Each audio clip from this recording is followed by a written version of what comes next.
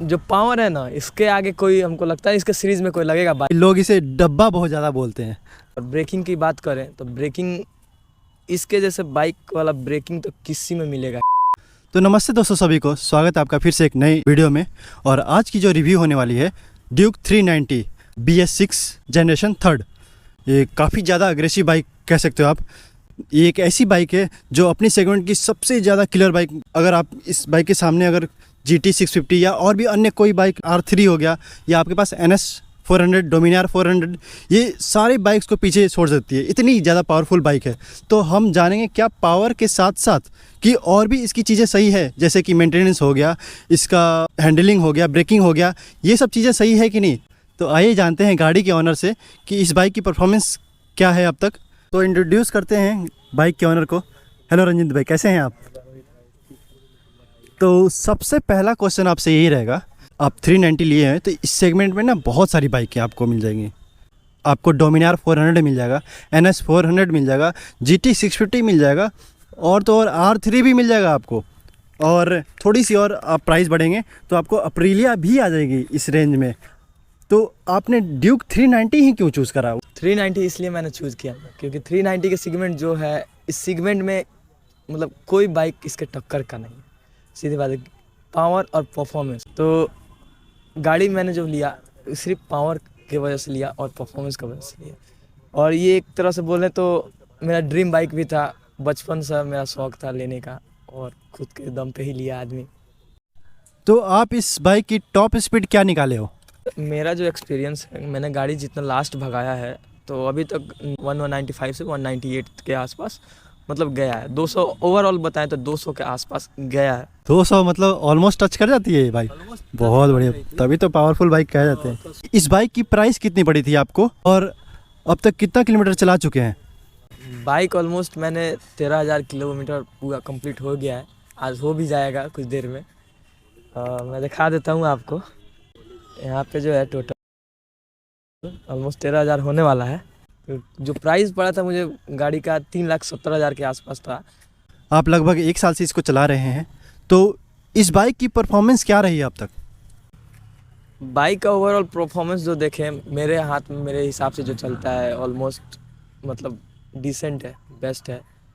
जो पावर है ना, इसके आगे कोई, हमको लगता है इसके सीरीज़ में कोई लगेगा बाइक कोई आएगा ही नहीं जितना पावर इसका है, जितना परफॉर्मेंस है। और ये बाइक जो है ना, हाथी है। हाथी बोले तो मतलब इस सेगमेंट में हाथी है, एकदम बहुत तगड़ा है। बाप है हर, मतलब इस सेगमेंट का मतलब बाप बताएंगे। हर चीज़ इसका जो भी है, मतलब इंजन भी लीजिए या फिर जो भी इसका लीजिए, सब परफॉर्मेंस में एक नंबर आएगा। इस बाइक की मेंटेनेंस कॉस्ट क्या है, कितनी सर्विस हो चुकी है, और आपको सर्विस कॉस्ट क्या पड़ती है इसको? अभी तक बाइक को मैंने 3 सर्विस कराया है। चौथा सर्विस जो था वो हम खुद से किया था, क्योंकि ज़्यादा नीड था, नेपाल वगैरह जाना था। चौथा सर्विस खुद से किया, लेकिन 3 सर्विस मान के चलते हैं अपना किए हैं। जो इसका मेंटेनेंस कॉस्ट है एकदम मिनिमम है, कुछ ज़्यादा भी नहीं है, कुछ ज़्यादा कम भी नहीं है, ज़्यादा हाई भी नहीं है, मतलब बीच में मान के चलिए। और बाकी जो इसका एक्सेसरीज़ वगैरह है, कुछ पार्ट वगैरह जैसे अगर टूटता फूटता है तो उसका प्राइस थोड़ा सा ज़्यादा ही हाई है। और मतलब इतना भी हाई नहीं कि आप अफोर्ड नहीं कर सकते, लेकिन है बीच में ही मान के चलेंगे। ओवरऑल मेंटेनेंस का कॉस्ट जो बताएं तो पर सर्विस आप लेके चलिए 2500 के आसपास आपका लग जाता है। फ्यूल चेंज कराना है, जो ब्रेकिंग है, ऑयल है, एंड ये जो भी है। बाकी जैसे मेंटेनेंस में आपका अगर कुछ दिन हो जाता है, थोड़ा सा ओल्ड हो जाता है, लाइक चैन चेंज करवाना हुआ, आपका चैन स्प्रॉकेट चेंज करवाना, वो थोड़ा सा हाई कॉस्टली है। लेकिन ओवरऑल बताएं तो थोड़ा सा ओल्ड होते जाएगा बाइक, तो थोड़ा पर आपको मेंटेनेंस का ज़्यादा ही खर्चा लगने का। इस बाइक की कंपनी की फीडबैक कैसी है? सर्विस सेंटर की अच्छे से रिस्पॉन्स करते हैं या नहीं करते हैं? कंपनी के जो सर्विस है, मतलब ओवरऑल बताएं तो कंपनी तो बहुत बेस्ट है। कंपनी में कोई नो डाउट, क्योंकि KTM है भाई, KTM का अलग ही नाम होता है। दूसरा बोलें, इसकी जो सर्विस सेंटर है और जो भी आसपास सर्विस सेंटर है बिहार में स्पेशली बताएं तो उतना कुछ खास होता नहीं है। यहाँ का जो सर्विस सेंटर है कुछ ज़्यादा सुनते भी नहीं है, और बाकी सुनते हैं तो बहुत डिले करते हैं, काम में तो बहुत डिले करते हैं। सामान ले आना हुआ या जो भी हुआ, मतलब अगर एक्सपीरियंस बताएं सर्विस का तो मिडिल में, बीच बीच में चलता है बस। तो रंजीत भाई, आपसे अगला सवाल ये है कि इस बाइक की ब्रेकिंग हो गई, सस्पेंशन हो गया, या ग्राउंड क्लियरेंस कितना अच्छा है? मतलब आपका क्या एक्सपीरियंस रहा है इसमें? ओवरऑल बताएं तो इसका जो सस्पेंशन है एडजस्टेबल है। बाकी जैसा रोड हो या जैसा आपका इन्वायरमेंट हो उस हिसाब से आप सस्पेंशन इसका चेंज कर सकते हैं। ऐसे तो आज तक मैंने कभी चेंज नहीं किया है। बाय डिफ़ॉल्ट जो इसका सस्पेंशन बहुत बढ़िया है। तो जो सस्पेंशन में एक और बहुत अच्छा फ़ायदा है कि कहीं जैसे आप ट्रैवल कर रहे हो, कोई स्पीड ब्रेकर आए, वहाँ पे आपको जर्क फील नहीं करवाएगा। बहुत बहुत स्मूथ है।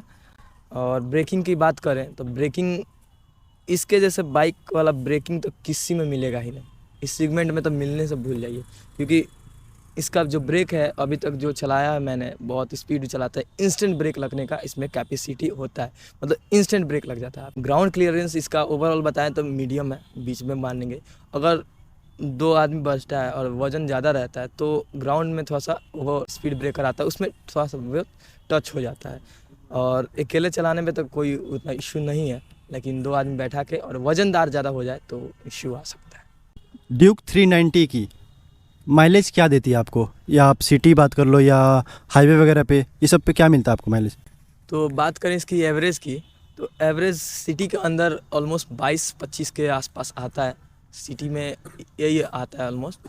और जो हाईवे में हम लोग निकालते हैं, इसका मेन जो परफॉर्मेंस निकलता है हाईवे के अंदर में, उसमें आपको लगभग 25 से 28 के आसपास आपको मिल जाएगा। अब तक आप इस बाइक से कितना दूर तक ट्रैवल कर चुके हैं और इसमें आपका एक्सपीरियंस क्या रहा है? तो लॉन्ग राइड जो पूछ रहे हैं भैया, तो उस हिसाब से अभी तक मैंने लगभग 250 किलोमीटर नॉन स्टॉप चलाया है। तो 250 किलोमीटर पे आपको मतलब जो एक्सपीरियंस है ओवरऑल तो ठीक था। इसमें एक दिक्कत है, जो इसका पिलियन वाला सीट है। पिलियन सीट्स पे थोड़ा सा बैक का जो है ना पेन होता है, लेकिन जो फ्रंट सीट है इसका वो थोड़ा कुशनिंग है, वो बेस्ट है। और लॉन्ग राइड में ये एक सबसे बड़ी इशू होती है दूसरी बाइकों की, कि हीटिंग इशू होती है। जो जैसे आपको 400 हुआ, NS 400 हुआ, उसमें हीटिंग इशू ज़्यादा है और उसका ब्रेकिंग भी बहुत बहुत बहुत वाहियात बोलेंगे। लेकिन इसके अंदर जो है ना आपको हीटिंग इशू बिल्कुल नहीं है, थोड़ा सा भी नहीं है। कि अगर गाड़ी मेंटेन करके आप चलते हैं तो गाड़ी बहुत बढ़िया परफॉर्मेंस दे सकती है। इसकी बिल्ड क्वालिटी को लेकर बहुत ज़्यादा कंसर्न रहता है लोगों को, लोग इसे डब्बा बहुत ज़्यादा बोलते हैं, तो इसमें कितना सच्चाई है?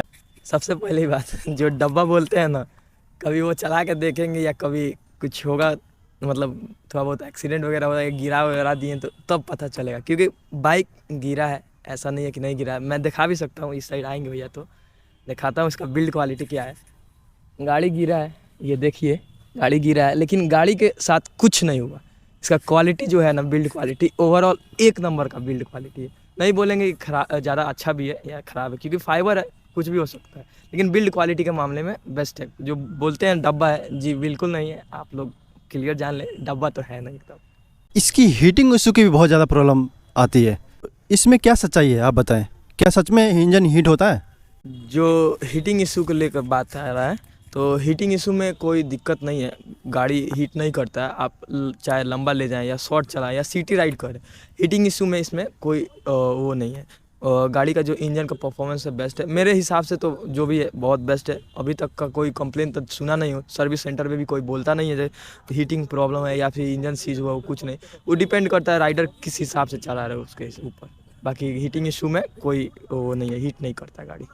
तो इस बाइक की आपको ओवरऑल परेशानी क्या लगी अब तक, 1 साल से आप चला रहे हैं तो? 1 साल से चलाते हुए गाड़ी हो गई, 1-1.5 साल हो गई। लेकिन गाड़ी में एक ही चीज़ हमको, 1 से 2 चीज़ है जो प्रॉब्लम हमको पर्सनली लगी है ज़्यादा। इसका जो वाइब्रेशन है, गाड़ी में थोड़ा सा वाइब्रेशन है, मतलब ज़्यादा नहीं बोलेंगे लेकिन है वाइब्रेशन। दूसरी चीज़ इसका डिस्प्ले प्रॉब्लम।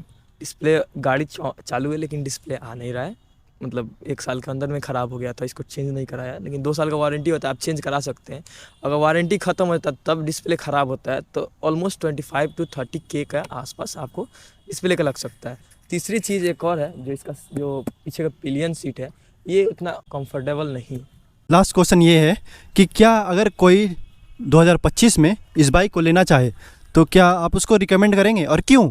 तो मेरे रिकमेंड के हिसाब से, अगर आपके पास बजट है इतना ही का, मतलब 3 से 4 लाख के आसपास में, तो ये बाइक इस लाइनअप में सबसे बेस्ट है। आपको हम यही रिकमेंड कर सकते हैं ये लेने का। अगर आपका बजट कुछ बढ़ता है तो KTM का ही ब्रांड का ड्यूक आ रहा है, नया जो ड्यूक है फरवरी में लॉन्च होगा 4090, वो आप लोग ले सकते हैं। हल्का बजट बढ़ा तो। अगर बताएं तो ओवरऑल बताएं तो गाड़ी बेस्ट है लेने के मामले में 2025 में, ये गाड़ी बेस्ट है। Thank you so much Ranjit भाई, हमें और हमारे व्यूअर्स को टाइम देने के लिए। काफ़ी अच्छा लगा, आप इतना अच्छा एक्सपीरियंस शेयर किए। तो यही था आज का रिव्यू ड्यूक 390। तो मिलते हैं आपसे नेक्स्ट वीडियो में, तब तक लिए tata bye bye, take care.